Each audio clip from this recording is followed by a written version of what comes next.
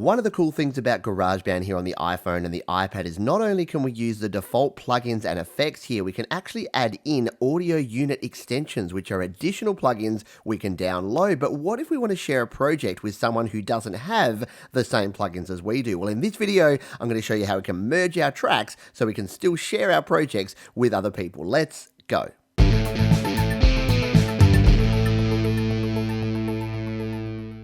Hi, my name is Pete, and this is Studio Live Today, where I help you create, record, and release your best music. And if, like me, you like using GarageBand here on your iPhone or your iPad, you've probably played with the very cool included effects and plugins, and you may have even delved into audio unit extensions. If you haven't, there's a video linked up the top and down in the description that will show you how. But to give it a basic overview, audio unit extensions, or AUV3 plugins, allow you to download third-party applications and then integrate them right here into your GarageBand projects. It's as cool as it sounds. So in this video, I'm going to show you how we can actually add these plugins, but also what if we're sharing this project with someone who doesn't have this plugin. So in this example, I'm going to add the very cool FAC chorus to my classic rock organ. But if I'm sharing this with someone that doesn't have that plugin, and I recommend that they do because it's a cool plugin, then how can I go about this so that they can still hear that effect on this track? Well, that's what I'm going to show you. Let's dive in and show you that now. So first of all, let's solo this organ track, and I'll just slide this panel across so we can see what's going on here. Now what I'll do is I'll turn off the FAC chorus and play this organ. At the moment it sounds like this.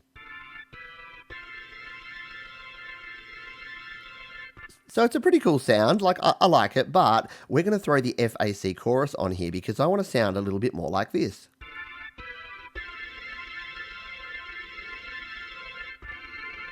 So this is just going to enhance the sound of this track, and I can come in here and use all of the cool options. I haven't really played around with any of the effects here on the chorus. I've basically just dialed it in and used this standard default thick 6A chorus that we have on here. But the question that we're answering in this video is, if I'm sharing this project now, and I've got videos which will show you how to share a project with someone else, so you can collaborate, you can share it via either iCloud Drive, you can zip it up and share it via Dropbox. There's a heap of ways you can do it. You can even airdrop a project to another device. And again, check out the link above and down below, which will show you how to do that. But what if we are sharing with someone who doesn't have this plugin? Well, no problem. Until they go ahead and get that plugin, what we can do is actually merge this track with itself, turn it into an audio recorder track, and then they'll be able to open it. So let's show you how to do that now. So to merge this track, we tap on the track itself, on the actual icon there. Now, a few folks have asked me questions because they're tapping here on the actual item over on the right here on the green MIDI item.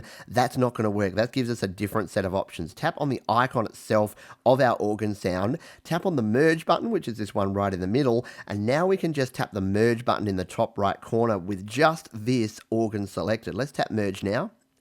And what it's going to go away, it'll duplicate our song, which gives us a backup of this. And then here it is. This track has now been merged in here. Now, if we go in to plugins and EQ, you'll see here that there are no plugins and EQ on here. There's just this effect EQ and the standard compressor and other things because it has just added this to a default track. So if we tap on the microphone icon in the top left here and we come back to here, which will just take a minute, you can see here it's just a clean audio track. It's just defaulted to a clean audio track. So you will lose the ability to edit your MIDI notes. So that's why it did a duplicate of this project. The other thing that I recommend, so I'm just going to tap undo to undo that merge. There it is back again. If you want to make sure that you can at least keep a copy of that MIDI, but you still want them to be able to play it back, what I would suggest is tapping here again and tapping duplicate, and this will duplicate all the track settings there. What we can then do is highlight, so tap outside and drag across a big box across these, tap on them, tap again and go copy.